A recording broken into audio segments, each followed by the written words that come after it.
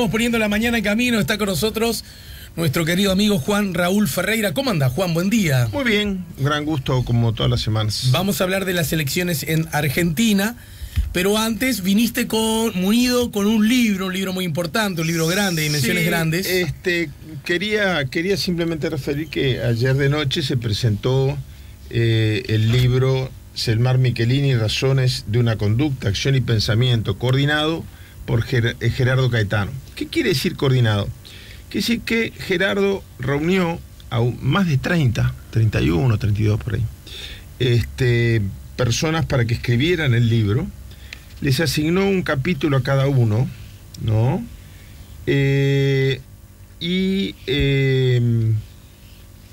Logró una cosa, a mi juicio, maravillosa. Yo confieso que llegué a casa de noche y me desvelé totalmente, ¿no? Logró, de algún modo, que no se note que somos varios autores. A mí me tocó escribir un capítulo del libro, ¿no? Pero lo que es cierto es que el libro lo coordinó de una manera que uno lo va leyendo y va fluidamente,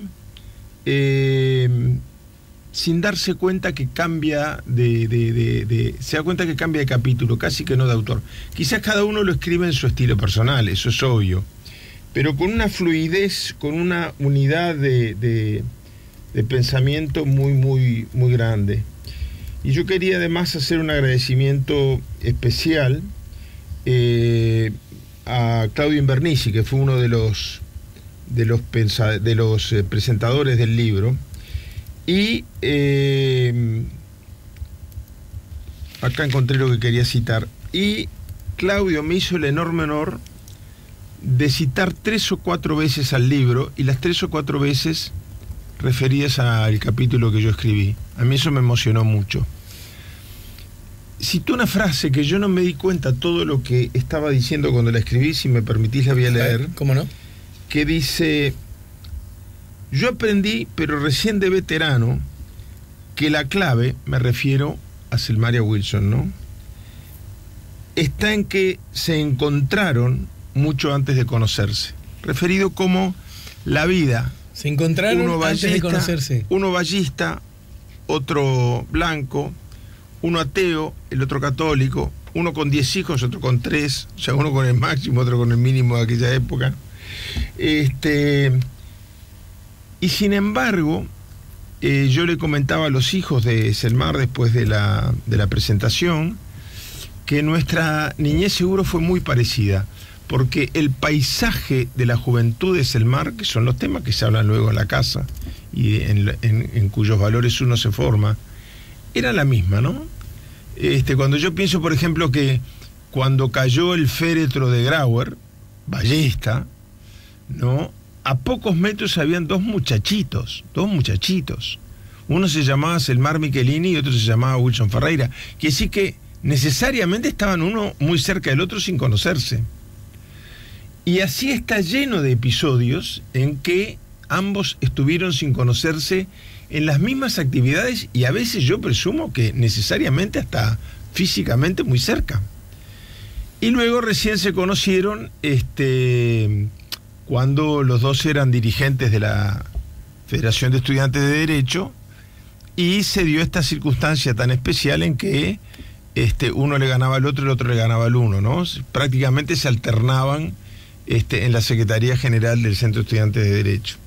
Y allí sí establecieron una amistad que duró literalmente toda la vida, y yo no dudo que el momento más trágico de la vida de mi viejo fue el 20 de mayo cuando los matan, o 2 días después cuando nos enteramos, porque teníamos la esperanza de rescatarlos vivos.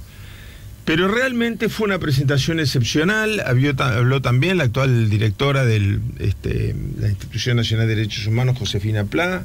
Fue una presentación excelente, con un salón de actos de AEBU absolutamente desbordado, con gente sentada en la escalera, en los pasillos, y mucha gente que no pudo acceder al salón. Me parecía importante hacer esta referencia, y para terminar con los avisos parroquiales, invitar a todos aquellos que puedan, yo sé que la hora no es muy apropiada, y a los que no puedan, avisarles que mañana la Junta Departamental, mañana mi vieja cumpliría 98 años. Y la Junta Departamental le va a dedicar un homenaje donde hará uso de la palabra, va a ser una cosa breve, de 15:30 a 16 en punto, donde hablarán 3 ediles, uno por cada partido, un frentista, un colorado, un blanco y uno de la pata.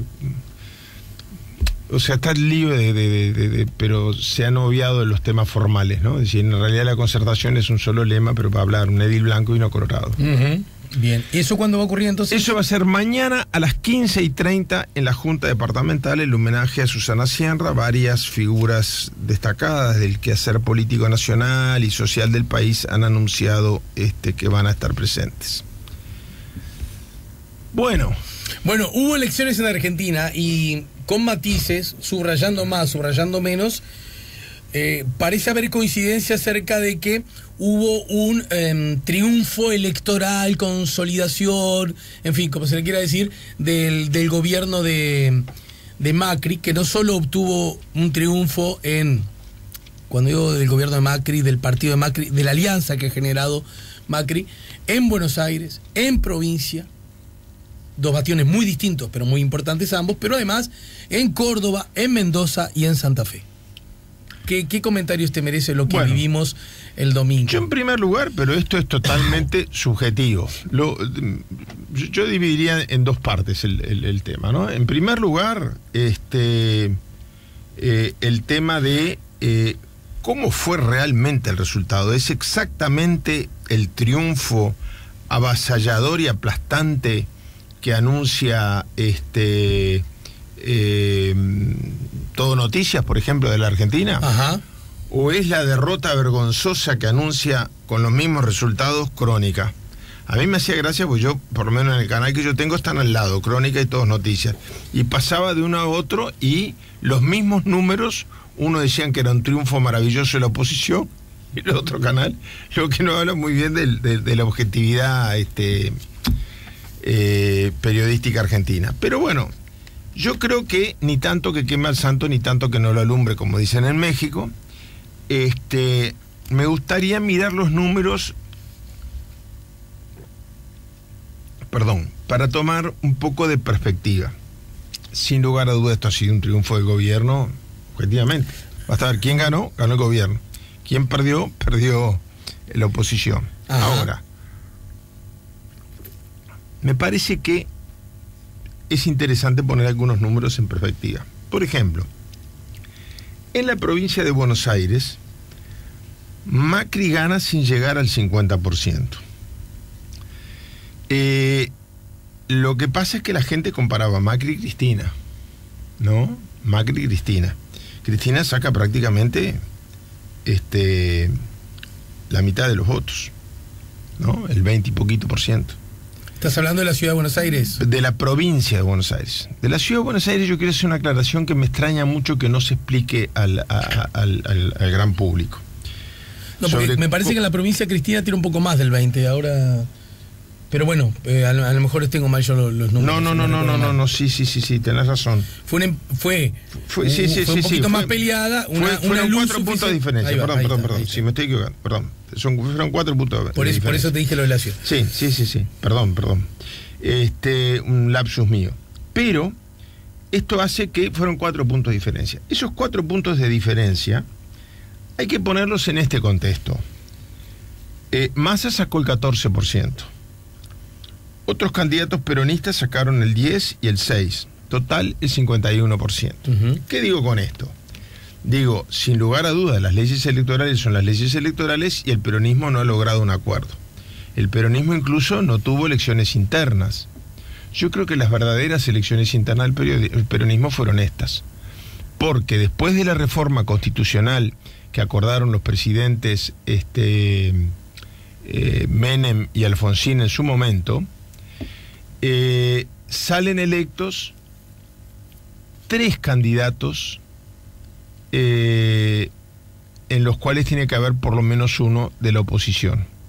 En este caso sale electo el candidato Esteban Bullrich del partido de gobierno, que fue ministro de Educación de Macri cuando Macri era jefe de gobierno de la Ciudad de Buenos Aires.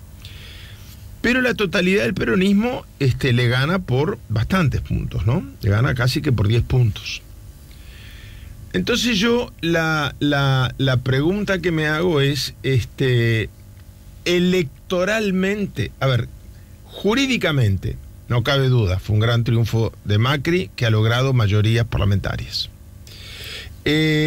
Políticamente, yo pondría estos números en los cuales la totalidad de la oposición vota mejor que el gobierno, y agregaría lo siguiente, y después quiero hacer una pequeña precisión para entrar a pensar lo más importante, que es qué viene después de esto, ¿no? Y haría también la siguiente precisión.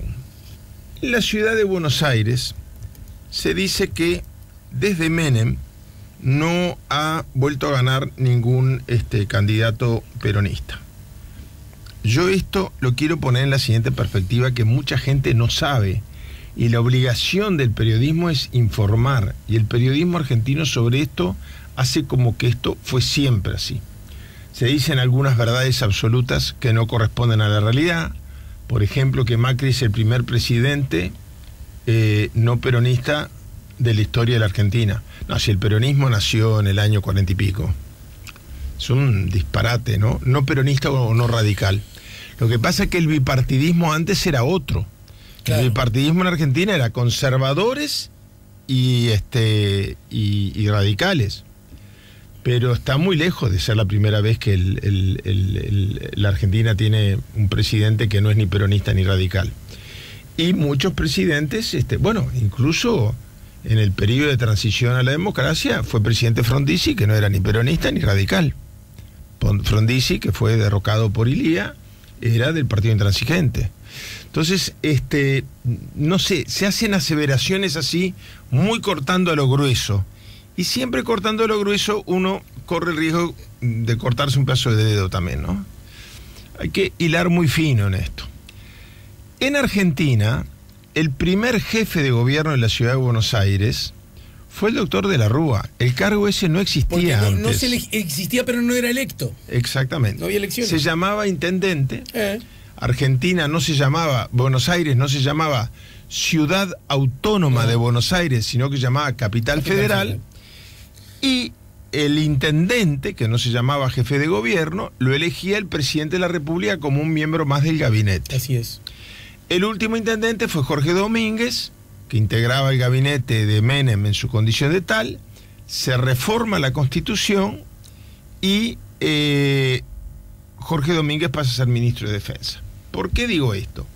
Digo esto porque todos los intendentes, no jefes de gobierno, peronistas que existieron en la que se llamaba Capital Federal, hoy Ciudad Autónoma de Buenos Aires, siempre fueron peronistas porque ganaban los peronistas y ponían, y cuando fue Alfonsín presidente, nombró a un radical. El cargo no existía, pero la elección presidencial, presidencial era lo único que se votaba en Argentina, no tenía senador ni diputado tampoco en la época que era Capital Federal. Arrasaba el Partido Radical. Entonces, para comparar qué tendencia implica el resultado de Lita Carrión, hay que ponerlo en esta perspectiva. No es que siempre ganaban los periodistas y ahora los peronistas y ahora desde Macri gana solo Macri. No. Me estás hablando de Capital Federal. Te estoy hablando de Capital Federal ahora. Claro, ¿no? claro. Entonces, en ese marco, el resultado de la Capital Federal no es tan avasallador. Yo veo que Lita Carrió, que 4 días antes de la elección, dijo que Jorge Maldonado era toda una trampa de la oposición y que se había escapado a Chile para desprestigiar el gobierno, y a los 4 días apareció muerto y no siquiera salió por televisión a pedir disculpas por su error. Esto ya es un juicio de valores muy severo mío, pero es que son cosas que a mí en lo personal me ofenden, me duelen mucho, sobre todo cuando se trata de terrorismo de Estado, es decir, de la vida humana quitada por las fuerzas del Estado, no por un grupo terrorista o paramilitar o lo que sea. Vos no vacilás que esa fue la circunstancia, esa fue la... Yo creo que cada vez surgen más evidencias de que sí, de que ahora faltan los detalles que faltan tienen que ver con cuánto tiempo estuvo debajo del agua, etcétera, etcétera, pero bueno, él estaba en el medio de una represión que se había lanzado contra los grupos mapuches con los que él trabajaba por vocación personal, y ahí desaparece. Después que desaparece, aparece en un río de muy poco movimiento, quiere decir que es bastante inexplicable que no hubiera aparecido antes, flotando. Bueno, en todo caso es lo que está investigando el fiscal. Entonces yo digo, 4 días antes, la gran triunfadora de la elección, decir que hay un porcentaje, ya le puse un porcentaje, no me acuerdo cuál era, de posibilidades de que fuera todo un engaño para desprestigiar el gobierno y que Jorge Maldonado estaba tomando el sol en Chile. No estaba tomando el sol en Chile. Todos cometemos a veces errores de apreciación. Yo no dudo que ella lo dijo convencida de que era así. Me parece que a 4 días de la elección salir al público en vez de desaparecer de los medios hubiera sido correcto. Pero bueno, ya eso es un juicio de valores mío sobre la diputada Carrió. Pero lo que quiero señalar es que la suma del PRO, que ganó solito las elecciones cuando Macri fue jefe de gobierno en la Ciudad de Buenos Aires, más de la Unión Cívica Radical, que ganaba solita cuando presentaba a sus candidatos antes de que apareciera Macri, llega a un 50 y poco %. No es una paliza electoral, como se dice, desde mi punto de vista. No es una paliza electoral, es un triunfo electoral. Ahora bien, en política las cosas no se pueden medir exclusivamente por la matemática o por la legislación electoral. Está cómo percibe la gente la realidad. Y en esto no hay duda. La percepción de la realidad, tanto a nivel nacional como internacional, es que el oficialismo arrasó con todo. Y ese arrase del oficialismo le da, sin lugar a duda, un respiro muy grande al gobierno. Es decir, Macri mismo lo dijo. Mi primer año fue un año de mucha impopularidad, pero me mantuve firme porque yo quería el año siguiente ganar las elecciones. Nadie puede dudar de que en la ecuación política, dejemos estos detalles que yo quería incorporar simplemente porque me parece que cuanto más información se tire arriba de la mesa para analizar, mejor. Y me llama la atención que datos tan básicos como estos que hemos manejado, en la información de la noche de la elección estuvieron ausentes. Pero desde el punto de vista, repito, estrictamente político, bueno, fue un gran triunfo del gobierno. Fue un gran triunfo del gobierno por la cantidad de votos que sacó. Después de un año de desgaste muy grande, llegó a ser Macri el presidente con el índice de popularidad al año de tomar el mandato más bajo de la historia de la Argentina. Y de ahí a ganar una elección en una cantidad de provincias donde no había ganado, y de haber ganado, bueno, Capital Federal, que era descartable, creo que eso se infló un poquito de más ese festejo, pero en la provincia de Buenos Aires, aunque hubiera ganado por un voto, era simbólicamente muy importante ganar la provincia de Buenos Aires. Entonces, repito, el primer dato político de cara al futuro es Macri ahora tiene un oxígeno muy grande que no tenía. Lo tiene institucionalmente porque tiene mayorías parlamentarias.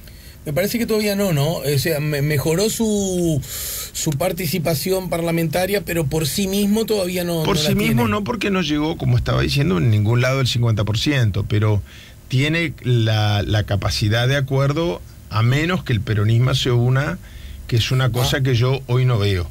Y tengamos en cuenta de que hay otros partidos menores, sobre todo claro, partidos provinciales, que tienen legisladores y que no se alinean.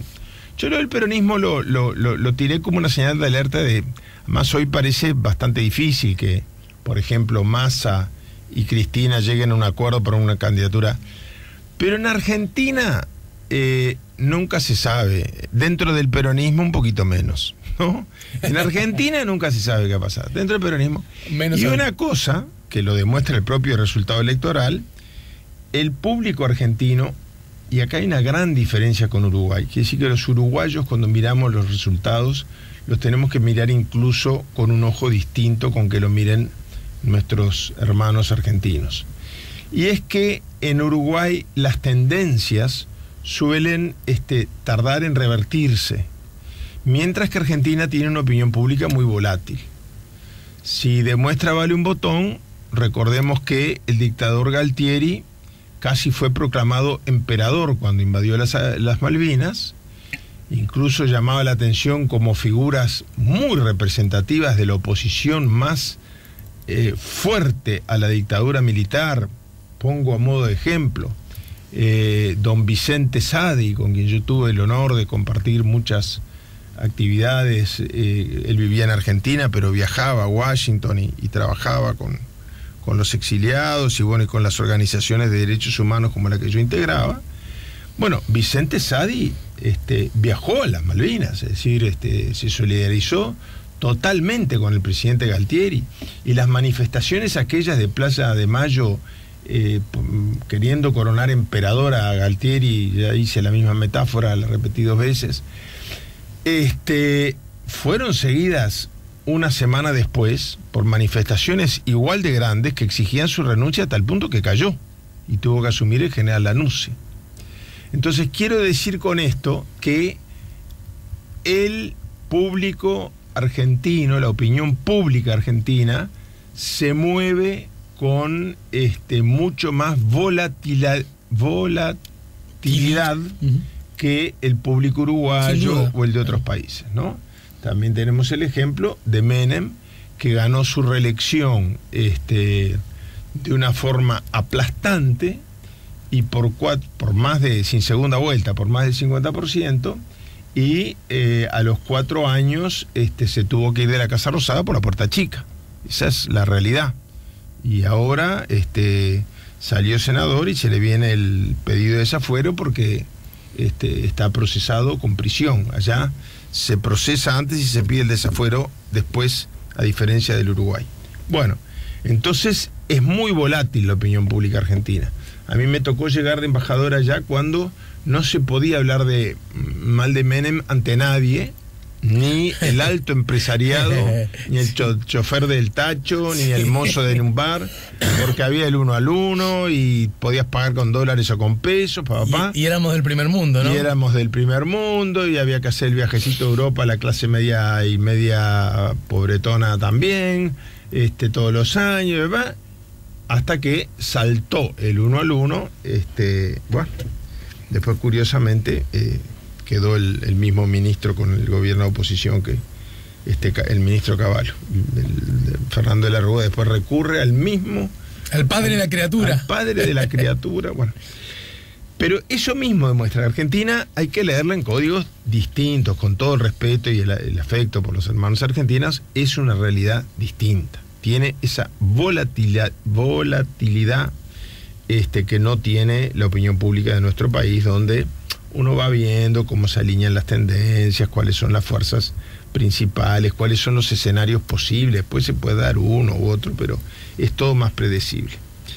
Entonces, la gran ventaja de Macri, tú me decías con razón, puede ser... Yo no hice la suma de diputados y senadores, creo que con los partidos provinciales y todo puede formar una coalición cómoda, pero más allá de los proyectos de ley que se voten, a Macri no le ha rebotado ningún proyecto de ley importante que impida su gestión. Había un clima opositor tremendamente hostil, no solo en el Congreso, sino en la opinión pública, en la gente, todo. Esto le cambia el escenario. Le da una gobernabilidad hasta de facto, de hecho, de decir, la percepción de los argentinos es, mira, Macri, se aguantó un año con una impopularidad tremenda y ahora arrasó. Yo no sé si arrasó realmente o si ganó una elección que estaba muy discutida. Pero en la percepción, que repito, es un ingrediente en la ecuación política de todos los países, arrasó. En la percepción de la gente fue un triunfo avasallador y bastaba ver la cara con que festejaba. Todo el mundo dijo que ganó. Cristina también festejó, no dijo que había perdido. Pero bastaba ver... porque ella se presentó como senadora y salió senadora. ¿No? Pero en la cara de los festejantes tú te das cuenta realmente quién sentía que había ganado y quién sentía que había estado por debajo de sus expectativas. En este escenario, Alejandro, como todas las cosas complicadas de la vida, todo tiene su pro y su contra. Es decir, Macri queda con esta mayoría holgada que le da oxígeno, le da respiro, pero a partir de ahora los argentinos van a poder saber con precisión qué quiere decir para Mauricio Macri hacer las cosas bien. A ver si me explico. Macri, ya que ha ganado ampliamente y no tiene mayores restricciones por delante, si las cosas no salen como él anunció en la elección que iban a salir, ¿qué pretexto tiene ahora? ¿No? ¿Me explico?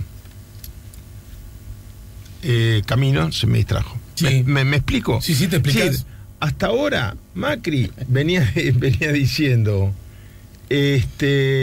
primero dijo, yo voy a demostrar cómo las cosas se hacen bien. Durante el primer año dijo, me hubiera gustado hacer las cosas bien, pero la oposición no me deja. Ahora dice, arrasé, tengo el respaldo de todo el pueblo argentino. Entonces ahora vamos a saber exactamente qué quiere decir para Macri hacer las cosas bien. Porque ahora no existe más el pretexto o la excusa o el argumento, para no decirlo en un tono que sea descalificante, de no me dejan. Yo sé hacer las cosas bien, pero no puedo porque en este estado de permanente protesta y de permanente trancazo en el Parlamento y de permanente, yo así no puedo. Entonces, no es que no la sé hacer bien como prometí en la elección. Ahora, claro, él prometió resultados inmediatos, que es un grave error, es una tentación en la que incurren los políticos de todos los países del mundo, ¿no? Como el propio Trump cuando decía, en menos de 100 días yo voy a cambiar todo como una media. Y de todo lo que prometió todavía no ha podido hacer nada y ya está por cumplir dentro de un par de meses su primer año de gobierno. Bueno. Igual tengo la impresión que justamente el otro día estaba reflexionando sobre este asunto, suscribiendo lo que tú decís, de que unas cosas son las cosas y otra cosa es cómo la gente vive las cosas. Cómo la gente ve las cosas, sí. Y en este aspecto me vino la sensación de que Trump hace años que gobierna Estados Unidos. Sí. Por esta cuestión del desgaste, todos los días algo, ¿verdad? Más allá de simpatías o antipatías, ni siquiera, bueno, ya sabes, la gente que tengo, no vivo con ni un gramo de simpatía al proceso Trump. Pero más allá de eso, la intensidad de las cosas, pero ¿cuánto hace que Trump gobierna Estados Unidos? No hace un año todavía, ¿no? Y ya estamos como un poquito hartos todos, ¿no? Sí, pero bueno, está, eso era parte. Pero formalmente no ha logrado sacar absolutamente nada, ¿no? Ni las restricciones migratorias. Lo que ha cambiado es un clima. La retórica, ¿no? La retórica, y la retórica tiene un impacto, por ejemplo, en las policías estaduales en algunos estados, donde el racismo está muy instalado. Bueno, había un sheriff que fue destituido por la justicia por tortura y abuso y malos tratos a los inmigrantes, y Donald Trump utilizó el mecanismo del perdón constitucional, que es un mecanismo, para situaciones de excepción, como cuando lo utilizó el presidente Ford para perdonar a Nixon después de su renuncia, claro, antes del juicio político. Pero yo no sé si Ford estuvo bien o mal, pero digo, es un mecanismo previsto para esas cosas, no para perdonar a un sheriff que le pega a los inmigrantes, ¿no? Yo qué sé. Mira, vamos a una breve pausa, porque estamos pasaditos. Pero antes, no quiero omitir algunos mensajes. Por ejemplo, que llega sin firma y dice: no mientas, Juan, que la Carrió sí pidió disculpas con Maldonado, se cobraron lo de Nisman, que justo que el cuerpo apareció un día antes de la elección. Acá hay que hacer una precisión de estricto carácter informativo. Tú ya sabrás qué responder, pero mi obligación es dar información. Primero, en efecto, cito a Infobae, Si ofendí a alguien, pido perdón, solo quería que Santiago apareciera con vida. La diputada nacional habló sobre el caso del joven artesano al emitir su voto. Si ofendí a alguien, pido perdón, sostuvo Carrió luego de emitir su voto y durante un breve contacto con los periodistas había una mínima posibilidad y yo confiaba en esa posibilidad. Bueno, yo en primer lugar, a mí no me corresponde dar elecciones a la señora Carrió. Digo cómo fue el panorama, Ahora, me ratifico en todo lo que dijo. Ella, durante la campaña electoral, no pidió perdón. Yo creo que ahí está el asunto. Ella no solamente no pidió perdón, sino que desapareció, no hizo campaña. Desde que apareció Maldonado muerto, yo le quiero pedir al que mandó el mensaje que es mucho mejor para el diálogo poner de repente, me parece que te equivocaste, Juan, porque la información que yo tengo es distinta que la tuya, que decir no mientas. No, yo coincido con ese reclamo. Claro, es un poco el camino de intolerancia que estamos recorriendo. Si yo de repente me expresé mal, pido disculpas yo. Pero quiero decir una cosa, porque además... Pero no mientas es una cosa muy fuerte. No mientas quiere decir que yo podría no haber sabido eso, sí sabía, pero no contradice en nada lo que yo dije. Pero podría no haber sabido, entonces dirá, disculpe, no sabía. Pero mentir tiene una connotación de agravio que yo le pido al oyente que contribuyamos todos a que en el Uruguay desaparezca eso, que no piensa como yo es un mentiroso. Yo lo que dije lo ratifico, Alejandro, que ella no pidió perdón durante la campaña electoral. Es más, suspendió todas sus apariciones públicas durante 4 días. Yo entiendo. Y después que votó, bueno, la prensa estaba ahí, que iba a decirles, no, estoy encerrada en mi casa, y bueno, ahí tuvo que... Es decir, yo interpreté, a propósito de lo que tú dijiste, que en efecto el tema de las disculpas era en el marco de la campaña, porque ella clausuró todas sus apariciones públicas. El cuerpo de Maldonado apareció 4 días antes de la elección. Durante esos 4 días finales de la campaña, Elisa Carrió suspendió todos sus actos y apariciones en televisión. De todas maneras, hay un asunto que a mí me parece... Bueno, pero esta es una opinión ya mía, ¿no? Cobraron lo de Nisman, que justo que el cuerpo apareció un día antes de la elección. La oyente o el oyente, porque no manda firma, sugiere que entonces los opositores de Macri, que además no me doy cuenta si es Massa, si es Cristina, si son los mapuches. Quiero decir además que Cristina, con la reivindicación de los mapuches, se llevaron muy mal. Cristina no fue una presidenta magnánima que abrazó a los mapuches. Alejandro, pero además... Lo digo porque me parece que también hasta ese punto de vista se entreverá. Pero además, claro... Pero además da la impresión que esos mapuches entonces, o los que tuvieron esa manifestación, tenían el cuerpo y lo metieron en el agua 4 días para ver si perjudicaban. Yo lo dije en su momento, entre amigotes, o sea que ni siquiera que apareciera el cuerpo estaba muy claro de que esto pudiese... en una o en otra dirección incidir en la elección. Pero además, con todo el respeto hacia el oyente o la oyente, Nisman no estuvo desaparecido. Nisman apareció el día antes de la elección porque murió el día antes de la elección. Pero además yo quiero decir una cosa. Es decir, no estuvo desaparecido mucho tiempo, ni nadie dijo que se había ido a tomar el sol a Chile. Nisman, en las circunstancias que todo parece indicar ahora que fue un asesinato perpetrado por 2 personas, y no un suicidio, pero a las pocas horas ya se sabía que Nisman estaba muerto, y bueno, si se demoró la jueza en iniciar los procedimientos o no, pero Nisman apareció inmediatamente después de muerto, no estuvo desaparecido. Digo una cosa, que me parece que es un asunto que cada 3 minutos deberíamos recordar. Uno tiene derecho, de la perspectiva de las ideas, simpatías, lejanías, identificaciones, por identidad, por alteridad, a sentirse más cerca de aquel o más lejos de aquel otro. Ni hablar. Ahora, si en cualquier país del mundo, y mucho más en Argentina, con la importancia que tiene para nosotros, y ni hablar en Uruguay, una persona joven, un militante de una causa social, política, desaparece.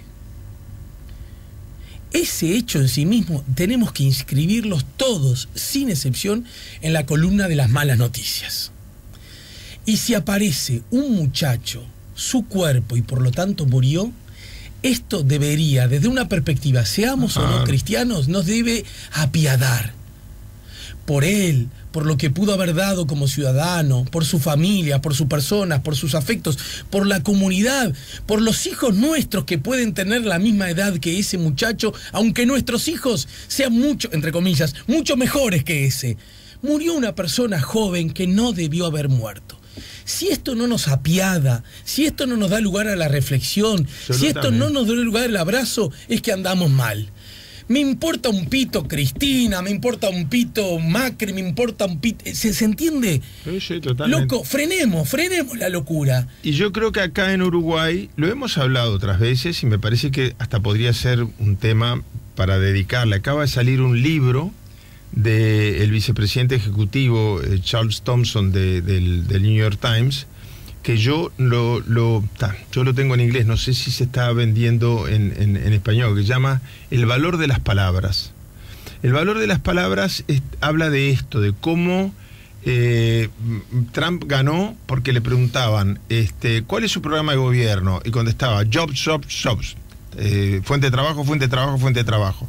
Le preguntaban a Hillary y ella explicaba todo el programa de desarrollo, ¿no? Hoy estamos caminando un lenguaje simplista, muchas veces descalificador, y que como descalificador lleva a un camino de intolerancia. Entonces yo repito, yo me ratifico totalmente lo que dije. Durante la campaña electoral la señora Carrió canceló sus apariciones públicas durante 4 días, tiene derecho incluso a hacerlo, yo no soy juez de nadie. Pero yo lo tomo nota como un tema propio del deterioro del clima político en Argentina. Puede ser otro. Yo lo que tengo que hacer es analizarlo y dar mi modesta opinión.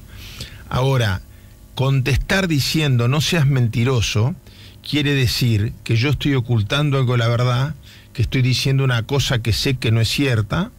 Podría haber pasado que yo hubiera pedido perdón durante la campaña electoral y yo no me hubiera enterado.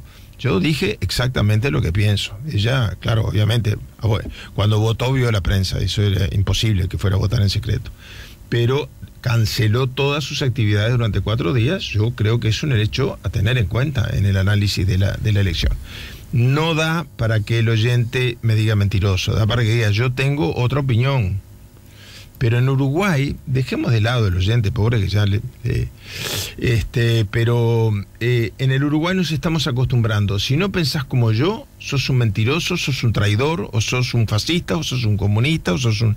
Y ese camino ya lo recorrimos en la década del 70 y terminó muy mal. Juan, voy a comportarme como un mal amigo. Te tengo que despedir ya. Sí, digo simplemente despedida. Entonces yo, la lectura resumida en una frase de qué pasó en Argentina, es el desafío que tenemos por empezar a leer las noticias de otra manera. Ahora que el presidente Macri, que dice yo sé hacer las cosas bien, y después nos ha estado diciendo durante todo el tiempo que no se las dejan hacer bien, bueno, vamos a ver, de repente son bárbaras, de repente a algunos les gustan y otros no, pero vamos a ver exactamente qué quiere decir para el presidente Macri hacer las cosas bien. Muchas gracias, Juan, hasta la semana que viene. Hasta el miércoles que viene. Ya volvemos con La Mañana en Camino.